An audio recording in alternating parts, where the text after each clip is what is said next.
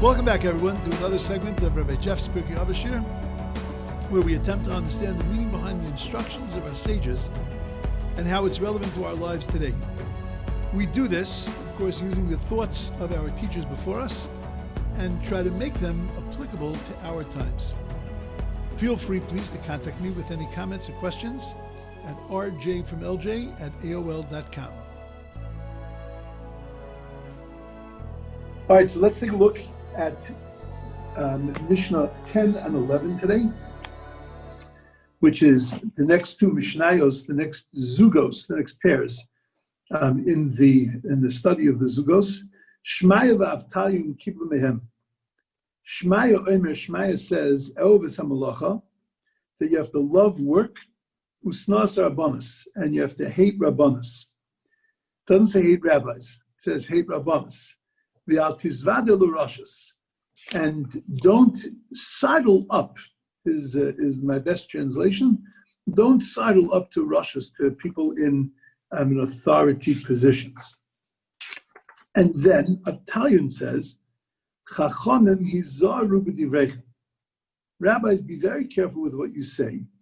Shema tochuvu chovas galus, because lest you are obligated to go to galus, to exile, you become exiled because of the things you say. V'tiglu l'mekol mayim aroim, and you're going to go to a place of bad water. V'yishtu talmidim aboim achareichem v'yamusu, and the students that are going to go with you, and the students have to go with you because a Rav who is goes to galus, so then his students are megalim imay, they have to go with him. So v'nimtza shem shemayim mischal, and the name of God is going to be desecrated. So, of course, like in all of the Zugos that we discussed, what's the parallel between Shmaya and Avtalion? That one is Ava, one is Yira, one is Fear, one is love. So we have to come to an understanding of what the parallel is. And also, like we've been doing in the past couple of Mishnayos, which I particularly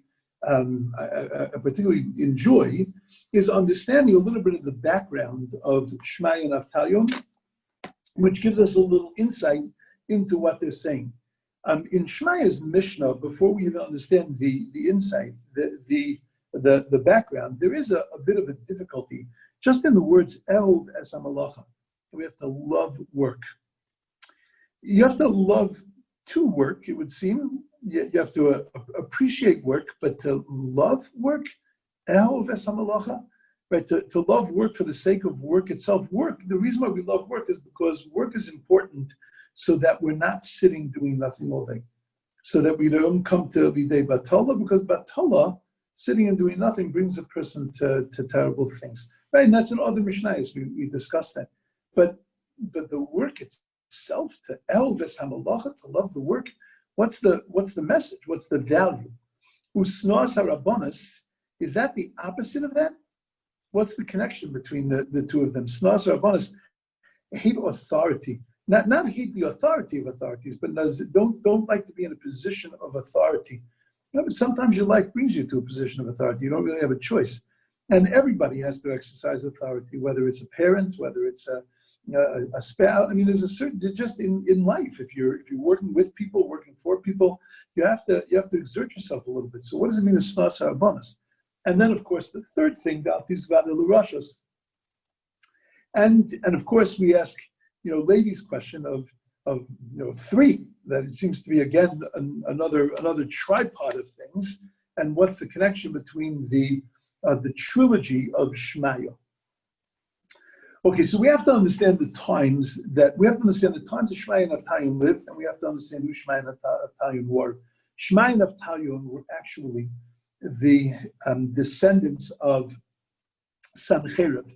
When the Gemara says in Gittin that descendants of Sancheriv are going to teach Torah in the Sanhedrin, they're going to teach Torah in the chamber of hewn stone, who they were referring to was Shmaya and Avtalion, because they were descendants of Sancheriv who almost destroyed Yerushalayim. Now, it's important in the larger picture of who Shmaya and Avtalion were, because that tells us a lot about their sensitivities. They themselves, there's a machlokes as to whether they were Gerim or whether they were descendants of Gerim, descendants of converts. The Rambam actually holds that they themselves were Gerim. Now that just raises a small problem of how are you the head of Sanhedrin if you're a Ger. A Ger is not allowed to adjudicate on laws of life and death. So how is it possible for them to adjudicate? So they deal, the commentaries deal with the question that either they abdicated themselves from those kinds of cases, or it was a horah shah. It was a special dispensation for that period of time that it became necessary for them to be able to be involved in these kinds of cases, and therefore they were allowed to be. Whichever way it was, they were definitely of their heritage was of converts. Again, either themselves or their family, and therefore they were specifically and particularly sensitive to what was going on with Gerim. There's a famous case in the Gemara that they had taken a convert and they had made her drink from the sota waters. We know that a woman who's a suspected adulteress, so then she has to drink from the waters of the sota, the mesota. She gets brought up to the temple, but it's not done to a ger, it's not done to a convert. But he did it this way, specifically, Shmaya Naftalim did it this way, either because they were trying to make a point, and they were trying to say that look, Gerim were also Jews, which is a particularly difficult thing in their time, and a particularly difficult thing in most times. It's interesting. Just on a total aside, I've dealt a lot with South Africans. A good amount of my congregation was South African, and it's just fascinating. They themselves were not really religious, but converts were something that were very problematic for them. Even if the convert was someone who was a total ger tzedek, a total religious person, and totally involved and engaged, but they still looked at it as being an intermarriage, and they had a hard time. We had in our shul proportionally and a disproportionate number of converts, and a beautiful ger tzedek, converts that people wouldn't even know that they had converted. But they were the South Africans were particularly uncomfortable with converts. So it's something that we've had to grapple with our entire history and existence. It's interesting that there's even a commandment in the Torah that says not only do you have to love people, but it says you have to mesager, that you have to love a convert, because a convert is starting off in a position that most people are not starting off in, and therefore the Torah has to warn us that we have to have a specific. We have to reach out to them specifically. So Shmaya Naftalim had this tremendous sensitivity towards Gerim, and therefore treated them in a very particular kind of way. Their names, Shmaya Naftalim, also speak to their personalities. Avtalion is the father of young children, which also spoke a lot about his patience and the kind of person that he was. Shmaya Naftalim were involved in a few important things, but before I talk about Shmaya Naftalim,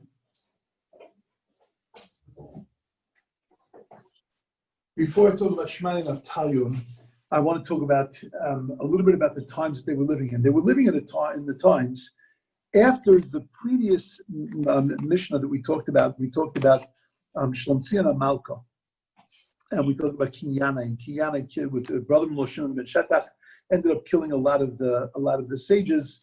It was a time after the story of Hanukkah, but that the Hellenists, which were now really in the guise of Tzdukim, of Sadducees, were really taking over the Jewish people. And Shlomtzion and Malka had two sons, Hyrcanus and Aristobulus, who ended up, the story itself is a great history lesson, but they ended up in a battle, in a civil war.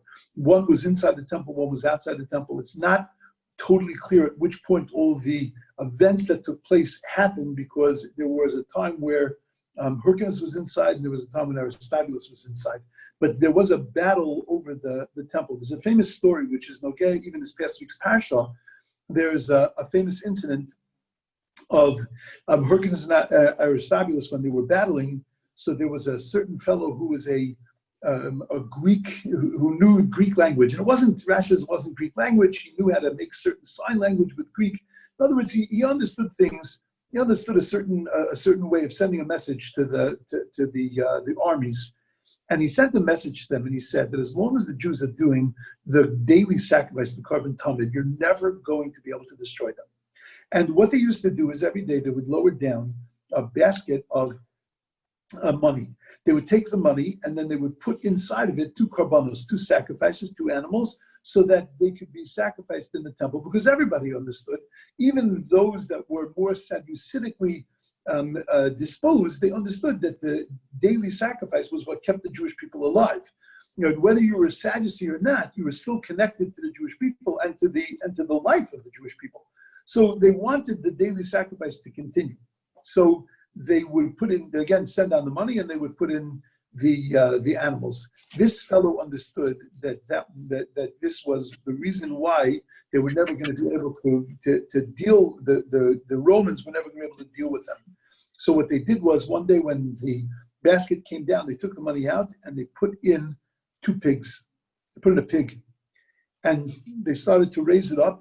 The Gemara says that the pig took its fingers and it stuck it in the walls of the temple.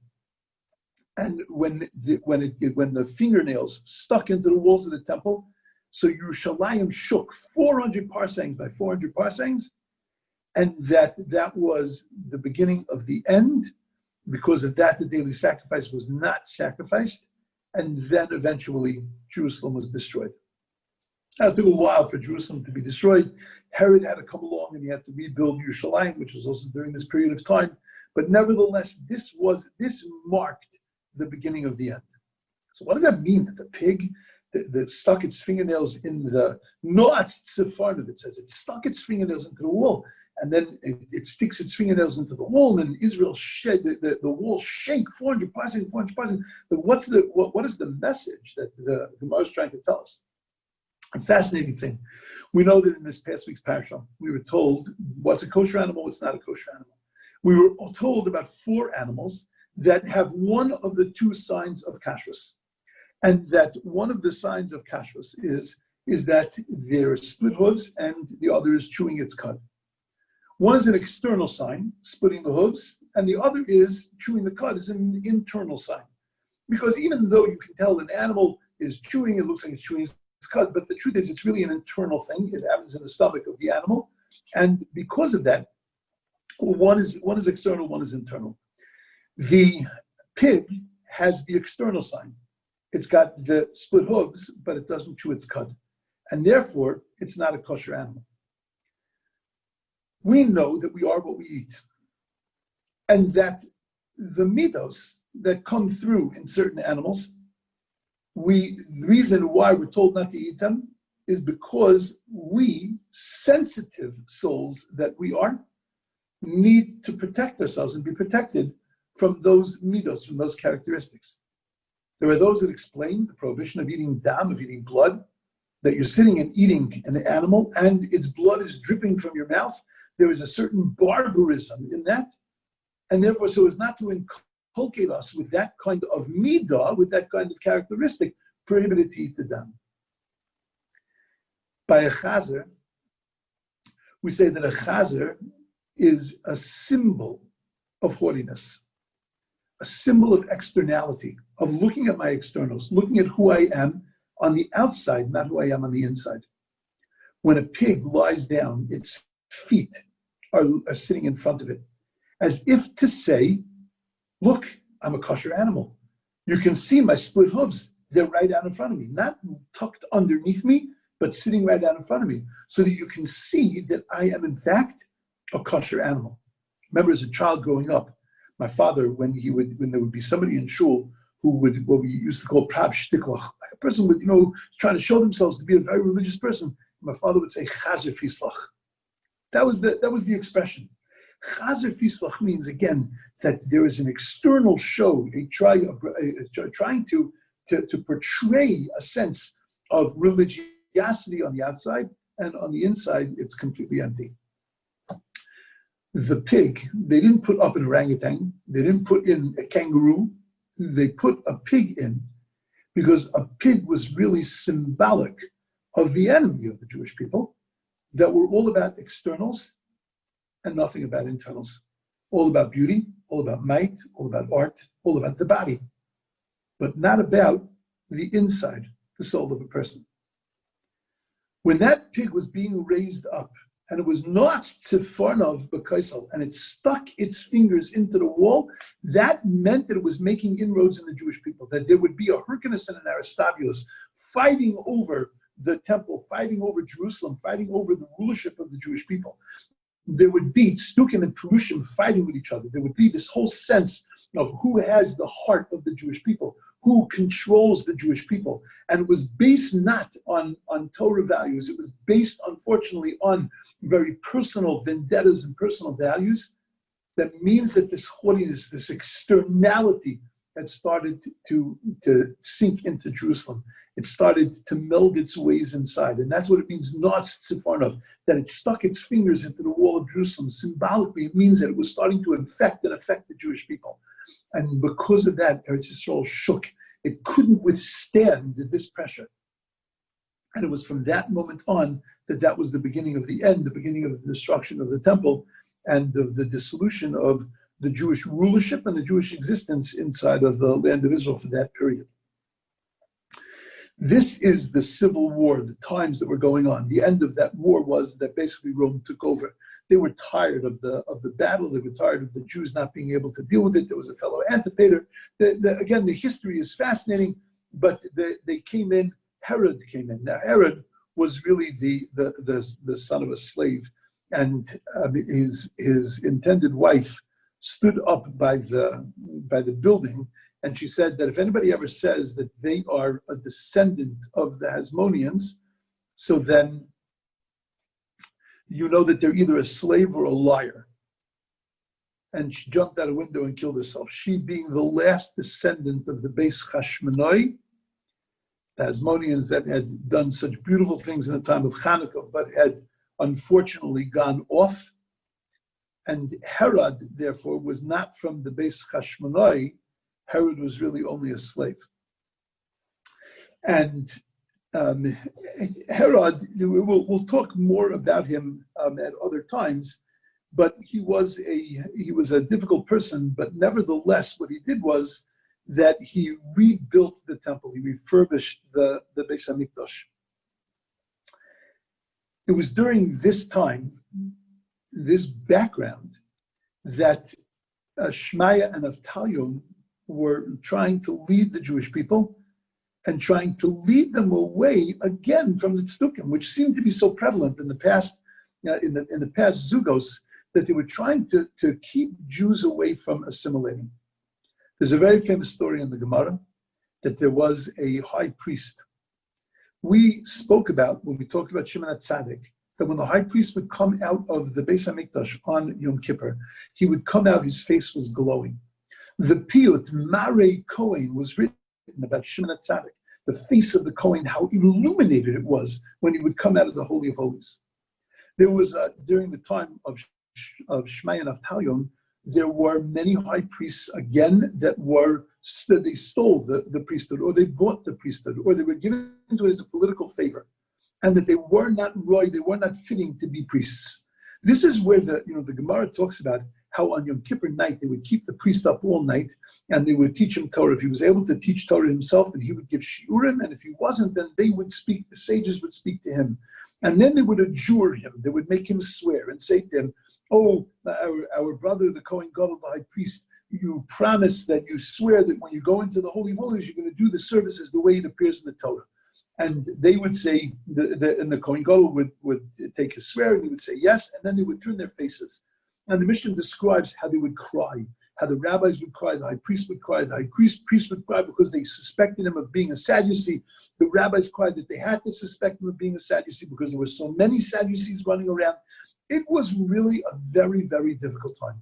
Imagine Yom Kippur, the high priest comes out, and the custom is that the nation would follow the high priest and walk them back to their home on Yom Kippur. And the high priest comes out, and Shmaya and Avtalion look at him and say, "The guy's a charlatan. He's not a real guy. because his face wasn't shining. Mare Kohen, there was no Mare. It didn't look like anything. So Shmaya and Avtalim turned around and they started to walk away. And the nation followed after Shmaya and Avtalim. The Gemara has a very beautiful language, the conversation that took place between the high priest and Shmaya and Avtalim. The high priest ran them down for being the sons of converts, and Shmaya and Avtalim snapped back and said that the high priest, they let him have it because he was a descendant, supposedly a descendant of Aaron, but he wasn't acting like a descendant of Aaron. He wasn't an Ohev Shalom. He wasn't loving peace. He wasn't trying to make peace. He was only trying to make machlokas, only trying to make dissension. And that was a terrible wake-up call for Shmaya and Avtalim and for the nation to recognize that it was being schlepped, it was being dragged in this terrible place. And the end of that wasn't a good result. That Herod eventually became the king, and Herod eventually took over really for the Jewish people. There was no longer any Jewish leadership. Maybe that's the reason that Shmaya and Avtalim turned to their generation and they said, love work. Love getting your hands dirty. Love being an Indian. Love just doing what it is you have to do, the malacha, the work that you were given by God. Usnas Rabbanis. Don't get involved with Rabbanis. Don't get involved with positions of leadership and grandeur because they're not bringing you anywhere. Those people that seem to have the leadership, the Kohanim Gedolim, the high priests, they're not taking you in the right place. And ultimately, to the ruling powers, to those you have to be very, very careful. Because with those, they are clearly going to take you down the wrong place. As we're going to learn in the Mishna later, they are into it for themselves. They're worried about themselves. They might sidle up to you, they might love you, but it's only because of what you're going to give to them, how you're going to be able to give them an advantage. But it's got nothing to do with you, and it's got nothing to do with with your well-being. It all has to do about them. And because there was such suspicion to leadership at this time, because Hyrcanus and Aristobulus, they might have started off as good guys, but had completely gone off. The high priesthood had gone off. The leadership in the Roman leadership was taking advantage of them. They looked at it, and leadership was something that was causing them such difficulty and such problems.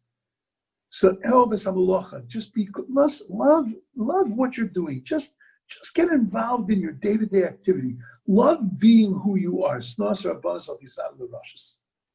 That's the simple shot of the Mishnah. But that does not answer up the problem of Eoves HaMalacha, of what does it mean to actually love Malacha. And I mean, easily it could have said, do Malacha, right? Asa Malacha, do Malacha, but it doesn't. But not. It doesn't have to say Eoves HaMalacha, that you have to love Malacha. And Snas HaRabbanis is also a bit of a problem, because if you're going to hate leadership, that's going to snap back on us. That's going to start us disrespecting and not trusting our rabbis. If you're a person who distrusts leadership in general, then you can end up distrusting our rabbis. We saw it, I think, without making too much of a political statement, but I think that we saw that in not necessarily the second part of it, but people that distrust Rabbanos, that they distrust leadership. So when the leadership of the country said that this is what we need to do, we need to close down minyanim, and we need to walk around with masks and all this, they were slow in buying it because they had a certain distrust to Rabbanos. And that's a dangerous, it's just a dangerous attitude in both directions. So what does the Mishna mean by Shnas Avos? And then Al Tizvadel Roshos, the real problem with that statement is only that it's said later in Pirkei Avos. I don't really need to say it again over here, or say it here and then say it again over there.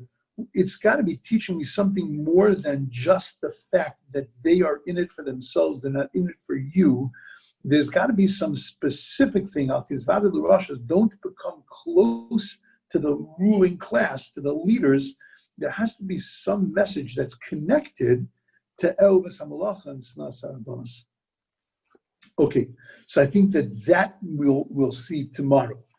So step number one that we have is at least in the climate of the times that there was such a difficulty with leadership and such a difficulty with ruling class that Shmai and Avtalion had to warn their people. And by the way, if you just look at the second Mishnah, Chachamim Yizaru b'divreichem, be very careful, because if you get the ruling class ticked off at you, you're going to end up in Gullus. When you go to Gullus, your students are going to go to Gullus. And when that happens, you have the kalim, you have the ability to be able to withstand living in those kinds of neighborhoods and places, but your people don't have that. And they're going to, V'nimtza Shem Shemai Mischal, it's going to turn into one big Chil Hashem. So you can see that Shmai and Avtalion were talking very much to their generation. But what was the specific message that Shmai and Avtalion were saying, which is bigger than just their time, something that is nogeya, that touches us also? So that in Mitzvah Hashem we'll see tomorrow morning.